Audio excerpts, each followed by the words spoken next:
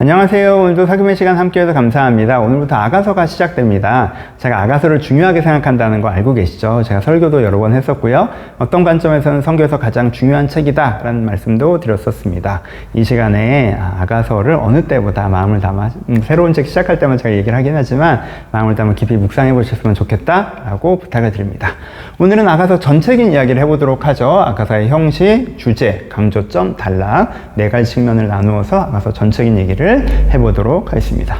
먼저 형식 이야기를 해볼까요? 아까 아가서는 어떤 형식으로 되어 있다고 말씀드렸습니까? 아가서는 오페라 대본이라고 생각하고 읽으시면 이해하시기가 편하다라고 말씀을 드렸습니다. 아가서를 보면 여자 솔로, 남자 솔로, 이중창, 코러스 이렇게 해서 노래들이 적혀 있죠. 그냥 각각 다른 노래들이 나열되는 것이 아니라 남녀의 사랑 이야기를 하나의 스토리 위에 이 노래들이 얹혀져 있는 것입니다. 그러니까 그 자체가 우리식으로 하면 가장 가까운 것이 오페라라는 거죠. 그러니까 이게 오페라 대본을 내가 읽고 있구나 라고 생각하시면 이해가 편하세요. 그걸 생각하지 않고 일반적인 책을 읽고 있다라고 생각하시면 읽는 것 자체에서 아가서가 너무 어렵게 느껴지세요. 지금 무슨 얘기를 하는 거야? 똑같은 얘기가 계속 반복되잖아 라고 느껴지는데 그렇게 하시면 좀 어려우시고 이게 내가 오페라 대본을 읽고 있다 라는 형식적인 이해를 하시면 그것만으로도 아가서를 읽으시는 게 훨씬 더 편안해지실 것입니다. 오페라 대본 읽을 때 가장 중요한 것은 무엇입니까? 상상력입니다. 그렇죠? 그러니까 대본을 읽을 때는요, 그냥 일반적인 책, 일반적인 글을 읽을 때처럼 읽으시면 안 되고, 이게 어떻게 구현될지 상상하면서 읽으셔야 돼요. 영화 시나리오를 읽을 때는 영화의 장면을 생각하면서 읽으셔야 되고요.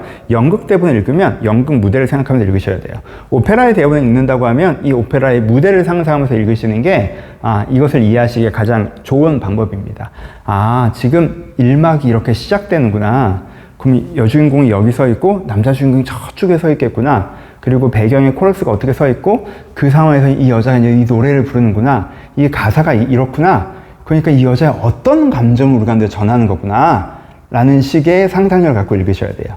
스토리는 그렇게까지 중요한 건 아니죠. 그렇죠? 무대도 그렇게 중요한 건 아니에요. 근데 이렇게 스토리라인과 무대, 악을 좀 생각하면서 읽으시면 그래서 이 여자가 이런 감정을 표현하는 거구나 라는 이 여자의 마음, 이 노래에 담겨있는 진심에 좀 더 집중할 수가 있거든요. 그러니까 그렇게 스토리나 무대를 상상하는 걸 기반으로 이 내용에 집중할 수 있게 이런 상상력을 읽으시는 게 아가서를 이해하시는 데 제일 도움이 된다라고 추천을 드립니다.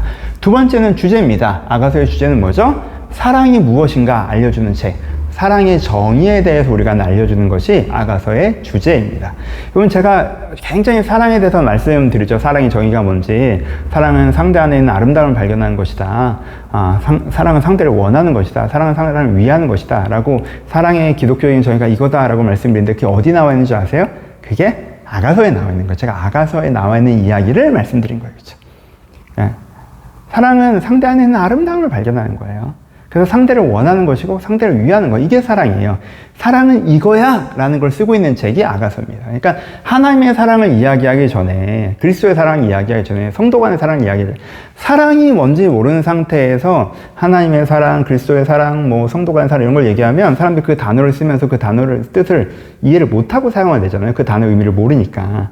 그래서 맥락적으로 자기가 추측해서 사랑이라는 단어를 쓰지만 의미는 각각 다르게 사용할 때가 많은데 그게 아니라 사랑이란 건 상대 안에 있는 아름다움을 발견하고 상대를 원하는 거고 상대를 위하는 거야. 이게 사랑이야. 라는 이 정의를 알고 가야 진정한 이해를 할 수 있다는 거죠. 그런 뜻에서 성경에서 제일 중요한 책이라고 말씀드리는 거예요. 기독교는 사랑의 종교고 하나님의 사랑은 우리의 핵심인데 사랑이 뭔지 모르는 상태에서는 가장 중요한 걸 이해하지 못한 상태에서 다른 것들을 들기 때문에 다른 것들의 의미가 왜곡되기 시작하거든요. 그래서 아가서가 중요하다. 사랑의 정의를 알고 시작하는 게 중요하다. 해서 사랑이 이거구나 라고 이해하시면 될 것 같습니다. 근데 여러분, 이건 한 문장이잖아요. 사랑의 정의를 논리적으로 설명하는. 근데 읽어가시는 내내 큐티 하실 때, 사금할 때 어떻게 하시면 되겠어요? 이 2주간, 이게 사랑이구나. 이게 사랑이구나. 이런 게 사랑이구나. 라고 계속 깊이 좀 반복되지만, 묵상하시면서, 저도 아가서를 강의로만 해가지고 이렇게 큐티로는 한 장 한 장 안 봐봤어서 같이 볼 때는, 그래서 좀 더 깊게 묵상하면서 읽으셨으면 좋겠다라는 말도 높아심에다가 추천을 드리고요. 세 번째, 강조점을 이야기하죠. 강조점은 뭐예요? 신앙의 핵심이 무엇인지 설명하는 것이 이 아가서를 쓴 솔로몬의 강조점이라고 생각을 합니다. 여러분, 고대 솔로몬 시대도 마찬가지고 지금도 마찬가지고 우리가 가끔 할 수 있는 실수가 무엇입니까? 신앙에 대해서 생각할 때 지성적인 관점으로 접근한다는 거예요. 지성적이고 실천적인 관점에서만 접근한다는 거예요. 신앙이라고 하는 건 무엇인가 진리, 무엇이 맞는지 깨닫고 그것을 삶의 기준으로 세워서 선하게 선택하며 살아가는 것. 그렇죠? 진리, 선함, 기준, 실천. 깨달음과 실천의 구조에서 신앙을 이해하는 부분이 되게 많잖아요. 그렇죠? 그래서 지성의 작업이고 행동의 작업이다 라고 생각하시는, 내가 뭔지 제대로 알아서 바르게 살아가는 게 신앙이다 라고 이야기하는 경향이 많아요. 왜냐하면 이게 일반인들이 생각하는 종교의 정의이기 때문에 그래요. 그렇죠? 종교는 그런 거잖아. 신앙이란 게 그런 거잖아. 보통 그런 거 아닌가? 라고 생각해요. 근데 이렇게 생각하면 굉장히 큰 오해가 생기죠. 왜요? 기독교 신앙은, 하나님께서 말씀하신 신앙은 깨달음이기보다 뭐예요? 만남이죠. 그렇죠? 굳이 따지자면 선함이기보단 사랑이죠. 그렇죠? 그렇죠? 그렇기 때문에 이 부분을 강조하는 것이, 신앙의 핵심은 사랑이야 라는 걸 강조하는 게, 이게 아니라 이거야 라는 걸 강조하는 게 저는 아가서에 담겨져 있다라고 생각합니다. 그러니까는 이게 이 솔로몬의 재기발랄함이 좀 묻어있다고 저는 상상해 보는데, 솔로몬이 봤을 때 예루살렘에 있는 이 유대인들이, 그 이스라엘 사람들이 하나님을 믿긴 믿는데 너무 좀 엄숙주의적으로 믿어요. 하나님 우리를 구원하셨지, 우리가 주 뜻대로 살아가야지. 너무 엄숙주의적으로 믿어서 진짜 신앙에 도달하지 못해. 하나님의 사랑을 느끼고 하나님을 사랑하는 그 자유함의 은혜에 도달하지 못해. 근데 이걸 설명해 주고 싶어. 근데 이거는 막 설교하듯 설명해서 그렇구나 하고 될 일이 아니야. 그래서 이것을 어떻게 설명해요? 사람들이 당황할 정도로, 이게 너무 좀 약간 19금 느낌까지 나게 당황할 정도로 성적인 표현까지 써가면서 남녀 간의 사랑의 이야기를 통해서, 이게 사랑이잖아. 사랑 정의, 이게 사랑이야. 라는 것들을 사람들에게 제 상상력에서는 이 오페라로 이제 가르쳐 주는 거죠. 그럼 거기에 이제는 막 레위인들 이렇게 제사장 들어와서 그거 보다가 조금 당황하고, 근데, 맞아. 저게 사랑이지. 라고 좀 느끼는, 이게 솔로몬의 재기발랄함이 아니었을까라고 저는 상상해봐요. 어찌됐건 강조점은, 신앙의 핵심은 사랑이 있다라는 것들을 강조하는 것이 아가서 핵심적인 주제여서, 이것을 읽으시면서 내 신앙이 너무 엄숙주의적이거나 혹은 그 진리를 아는 것과 삶의 기준 삼아 실천하는 것이 신앙의 전부인 것처럼 생각하면 내가 신앙에 굉장히 중요한 걸 놓치고 있는 것일 수도 있다라는 경계심을 가지시면서 사랑의 정의 이로써 생각하면서 아가서를 읽으시면 도움이 되지 않을까 생각을 합니다. 단락을 좀 나눠보면서 마무리하죠. 그래서 크게는 6막이라고 얘기할 수 있겠죠. 6막으로 되어 있다고 얘기할 수 있는데, 일단 오프닝과 엔딩, 클로징을 나누고, 그리고 1, 2, 3, 4막으로 구성되어 있다라고 표현을 저는 합니다. 근데 사실 이제 6개 막으로 되어 있는 거죠. 6막으로 되어 있는 거죠. 그래서 오프닝을 하면 남자를 사모하는 여자가 등장하죠. 이거는 각 장에서 자세히 볼게요. 그래서 저 남자 너무 좋다 라고 하면서 저 남자랑 만나고 싶어 라고 여자 솔로가 나오면서 코러스가 그럼 가서 잘 해봐 라는 이런 노래 내용이 나오고, 그 1막에 본격적으로 진입하면 어떻게 돼요? 서로 즐거워하고 서로 사랑을 확인하고 즐거워하는 이중창이 나오죠.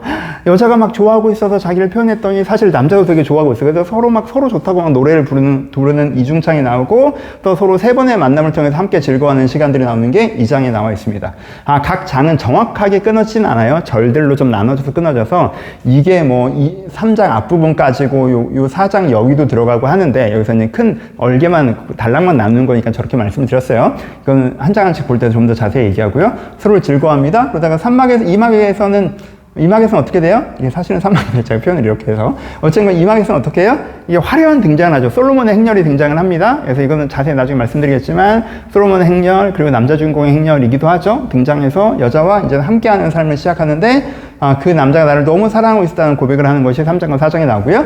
그리고 3막에서는 뭐가 돼요? 갈등이 시작되죠. 이건 설교로도 말씀드린 적이 있어요. 그래서 여자가 이제는 편하게 지내다 보니까 남자가 집에 돌아오는데도 가서 맞이하지도 않고, 그러다 보니까 남자가 떠나고 여자가 남자를 찾으러 다니고 해서 갈등. 그러니까 원함의 사랑은 했지만 위함의 사랑이 없었기 때문에 남자가 사라지고 여자가 남자를 찾는 그 과정이 나오는 게 5장에 나오고요. 그리고 3막에는 뭐가 나와요? 그래서 다시 만나서 서로를 사랑을 확인하고 즐거워한 내용들이 6장과 7장에 나오고, 그리고 엔딩의 8장에는 내 사랑에 만족한 여자의 솔로와 코러스의 노래가 나오고 있습니다. 그래서 이 구조적으로는 여자의 솔로와 코러스, 사랑을 간구하는, 저 남자를 너무 사랑하는 여자의 솔로로 시작해서 이 사랑에 만족하는 여자의 솔로와 코러스, 친구들이죠. 이 노래들로 끝나고 있고, 그 사이에 이 중간에 갈등이라는 게 있긴 하지만, 갈등과 화려한 등장이 있긴 하지만, 기본적으로는 요 내용과 요 내용, 여기도 사실은 포인트만 있지 사실은 요 내용이 제일 많이 해서 서로를 사랑하는 노래들이 전체 내용으로 담겨져 있습니다.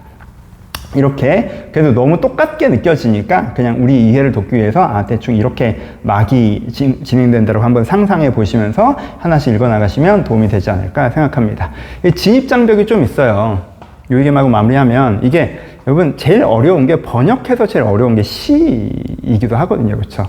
그리고 이런 사랑 노래 같은 게 어떤 면에서 번역해도 되게 어려운 부분이 있어요. 왜냐면 문화가 되게 많이 담겨 있는 부분이라고 생각하거든요. 그러니까 네 목은 망대 같아 라고 할 때 우리가 우리한테 안 와닿잖아요. 뭐 너는 뭐 같아, 넌 뭐 같아 라고 비유하는데 그 비유가 안 와닿으니까. 근데 그러니까 우리가 약간 더 이렇게 나사를 풀고 상상력을 갖고 읽을 필요가 있는 거예요. 그냥 아름답다고 하는 거잖아요, 이 사람이. 그러니까는 여기서 하는 비유가 내 마음에 안 와닿아도 내가 갖고 있는 비유들을 좀 떠올려 가시면서 이렇게 아름답다고 하시는 거구나 라는 것들을 좀 생각하면서 읽으시면 좀 도움이 되고, 그리고 조금 더 직접적인 표현들과 노국적인 표현들이 있어서 좀 그런 것들 불편해 하시기도 하는데 그렇게 생각하시면 안 되고, 거기에 담겨 있는 의미를 생각하시면서 그 담겨 있는 표현의 의미들을 생각하면서 읽으시면, 그러니까 아가서는 계속 약간은 한 걸음 떨어져서 내가 상상력을 가지고 읽어야 이 말씀의 은혜가 좀 될 수 있어요. 문장 하나하나를 가지고 딱 하기는 쉽지가 않고, 그 부분들을 조금 진입장벽을 내 상상력으로 좀 뛰어넘으면서 읽어가시면 어떨까라고 추천드립니다. 아가서는 사랑에 대한 책입니다. 우리가 아가서를 놓치기 때문에 사랑의 정의를 놓치고 성경 전체를 읽어나가서 성경 전체를 너무 딱딱하게 이해하는 경우들이 많이 있습니다. 하지만 기독교는 사랑의 종교고요. 사랑이라고 하는 것은 이런 것입니다. 아가서를 통해서 논리적인 언어로 설명될 수 없는 하나님께서 우리가 주신 사랑은 이런 어떤 면에서 무대의 언어, 노래의 언어, 시적인 언어로 표현되는데 논리의 언어를 뛰어넘는 이 언어로 전달되는 사랑이 여러분 마음에 잘 느껴지는, 또 여러분 안에 사랑이 고백되어지는 그런 시간이었으면 좋겠습니다. 감사합니다.